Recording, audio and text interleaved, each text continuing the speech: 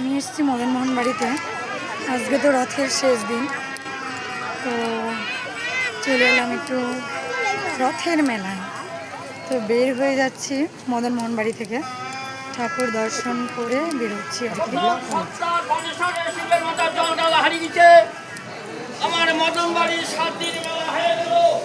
তো প্রচুর লোক হয়েছে আর কি মেলা বাড়িতে। আজকে যে এত ভিড় হয়েছে,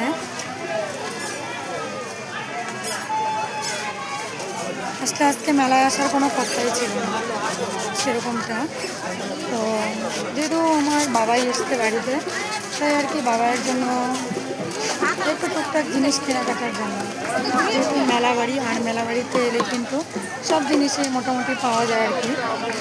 আর কি ছোটোখাটো একটু জিনিস নেওয়ার জন্য এসেছি, ভাবনার জন্য। তো চলো কী কী জিনিস নেওয়া হয় সবটাই তোমাদের সাথে পরে নেওয়া হয় শেয়ার করবো। ওখানে চলো।